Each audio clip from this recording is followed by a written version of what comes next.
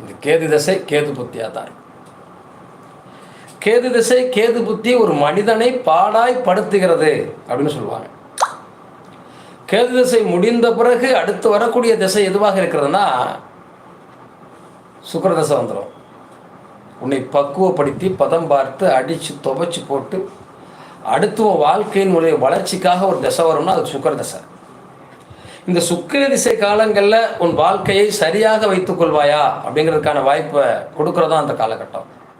அதை யார் சரியாக வச்சுக்கிறோம், எத்தனை பேர் சரியாக வச்சுருக்கோம், எத்தனை பேர் சரியாக வச்சுருக்கோங்கிறதுக்காக முயற்சியாவது பண்ணுறோம் அப்படின்னு பார்த்தோம்னா ரொம்ப வித்தியாசமாக இருக்கும். நான் பல தடவை சொல்கிறது உண்டு, இந்த திசா புத்திகள் காலங்களில் ரொம்ப கவனமாக இருக்கணும் அப்படின்னு சொல்கிறதும் உண்டு. ஏன்னா திசையும் புத்தியும் நமக்கு ஒரு பெரிய பாடத்தை கொடுக்கும். கேது திசை கேது புத்தி எப்படி இருக்குது அப்படின்லாம் சில பேர் கேட்பாங்க. கேது திசையும் கேது புத்தியும் நம்முடைய வாழ்க்கையை வாழ்வாதாரத்தை என்ன செய்ய போகிறோம், என்ன செய்யக்கூடாது, இது செஞ்சால் உனக்கு என்ன நிலைமை நடக்கும் அப்படிங்கிறத தீர்மானிக்கக்கூடிய தசாபுத்தியாக வரும். கேது திசை கேது புத்தி காலங்களில் நாம் ஏன் அந்த 7 வருஷம் சில பேர் அப்படி தொழிலில் அப்படியே பிடுங்கி முடக்கி போட்டுரும். கணவன் மனைவி வாழ்க்கையில் தேவையற்ற பிரச்சனைகளால் 2 பேரையும் பிரிச்சிடும். உறவுகளுக்குள்ள பிரிவுகள் வருத்தங்களை தந்துடும். பொருளாதாரத்தில் நெருக்கடிகளை தரும். இதெல்லாம் ஏன் தருது? சுக்கிர திசை அடுத்து உனக்கு வரப்போகுது. அந்த சுகமான திசையில் வரக்கூடிய பணம் காசுகளை ஒழுங்காக கையாளப் போகிறாயா? இந்த கஷ்டம் என்பதை தெரிந்தால் நீ சரியாக இருப்பாய்ங்கிறதுக்காகத்தான் அதை செய்யும். அவ்வளவு கஷ்டப்பட்டு கேது திசையில் படாத பாடுபட்டு வந்தாலும் சுக்கிர திசையில் நமக்கு புத்தி வராது. அப்போவும் அந்த காசை பணத்தை சேர்க்கணும், சேவ் பண்ணணும், பத்திரப்படுத்தணுங்கிற எண்ணங்கள் வராது. அதனால நம்ம என்ன செய்கிறோம், மறுபடியும் காசு பணத்தை விரயம் பண்ணுறோம், ரொம்ப தேவையற்ற செலவுகள் வைக்கிறோம், வீணாக பயன்படுத்துகிறோம். பொருளாதாரத்தை, செயல்பாட்டை, திட்டங்களை என்னைக்கு நாம் வீணடிக்கிறோமோ அது நமக்கு பயன் தராது.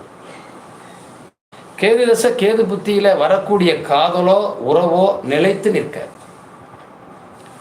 காதல் வயப்பட்டாலும் அந்த காதல் வெற்றியை தராது. பொருளாதாரம் தொழிலை சிறப்பாக செய்து கொண்டிருக்கிறோம் அப்படின்னு நினச்சி நம்ம செய்தோம்னாலும் அந்த தொழில் வெற்றிகரமாக போகுதானா? கண்டிப்பாக அது வெற்றிகரமாக போகக்கூடிய வாய்ப்பை ஏற்படுத்துறது இல்லை. நிறைய சமயங்களில் சந்தர்ப்ப சூழ்நிலைகளை பயன்படுத்தி நாம் எவ்வளவு தான் பிரச்சனைகளை கையாண்டாலும் அது சிக்கலுக்கு மேல் சிக்கலாகவே வருகிறதே அப்படிங்கிற வருத்தம் நமக்கு ரொம்ப பேருக்கு இருக்கும். பொருளாதார ரீதியாக கேது திசை நடக்கிற போது ரொம்ப கவனமாக இருக்க வேண்டிய காலகட்டம் நமக்கு ரொம்ப ரொம்ப முக்கியம். இந்த காதலும் சரி, காமமும் சரி, பொருளாதாரமும் சரி, கணவன் மனைவி வாழ்க்கையும் சரி, சோதனையை கொடுத்து உங்களை இறுக்கி போட்டு நீ என்னடா பண்ணுற பார்க்குறேன்னு சொல்கிறத நிர்ணயம் பண்ணக்கூடிய நிலையில் அந்த கேது தசை இருக்கும். இந்த கேது தசையை சரியான முறையில் கையாண்டு நீங்கள் தப்பிச்சிட்டிங்கன்னா அடுத்தடுத்த திசைகளில் வாழ்க்கை பலமாக நல்ல நிலையை நோக்கி பயணிக்கும். எத்தனை பேர் கேது திசையை கடந்து வர போகிறீங்க? கேது திசை யாருக்கு வந்தாலும் நீங்கள் பாருங்கள், கடுமையான போராட்டத்தில் தான் இருப்பாங்க. இருக்கிறதுல சனி திசை கூட நம்மை பெரிய லெவலுக்கு கொண்டு போகும். கேது திசை ஒரு போராட்டமான நிலையை கொடுத்து அதனால தான் 7 வருஷம் கம்மியாக வச்சாங்க. 7 வருஷத்துக்குள்ளே நீ உன்னுடைய கர்மாவை அனுபவிக்க போகிறாய். இந்த கர்மாவுடைய விதி பயன் என்ன தெரிஞ்சுக்க போகிற. இந்த காலகட்டத்தில் நீ புத்திசாலித்தனமாக பொழைச்சா பொழைச்சிக்குவ, புத்திசாலித்தனமாக பிழைக்க தவறினா வாழ்க்கையை கோட்டை விட்டுருவ. அதுக்கப்புறம் உன்னை யாரும் காப்பாற்ற முடியாது. சார், இந்த கேது திசையில் நான் வாங்கின அடி இன்றைக்கி வரைக்கும் அடுத்த மூமெண்ட் பண்ணவே முடியலைன்னு சொல்கிறவங்க இருப்பாங்க. கேது திசையில் நான் பட்ட பாடு அடுத்த நிலைக்கு போகிறதுக்கான வாய்ப்பை எனக்கு தரவே இல்லைன்னு சொல்கிறவங்க இருப்பாங்க. பொருளாதாரம், வாழ்க்கை, குடும்பம், மகிழ்ச்சி எல்லாத்துலேயும் சிக்கலை தரக்கூடிய காலகட்டமாக இருக்கும். இதை கடந்து போகிறதுக்கு என்ன செய்யணும்?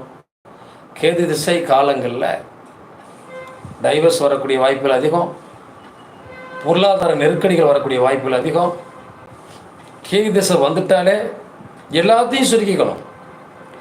தேவையற்றவங்களுக்கு ஜாமீன் போகிறது, தேவையற்றவங்களுக்கு கடன் வாங்கி கொடுக்கறது திருப்பி வராது. தேவையில்லாமல் கடன் வாங்குறது, தேவையில்லாமல் இன்னொருத்தர் பிரச்சனை நீங்கள் போய் சிக்கிறது, அப்போ சட்ட பிரச்சனை வந்துடும், கோர்ட்டு கேஸு, ஏகப்பட்ட சிக்கலை அனுபவிக்கக்கூடிய வாய்ப்பை கேது திசை தரும். அப்போ இந்த கேது திசை காலங்களில் நம்மை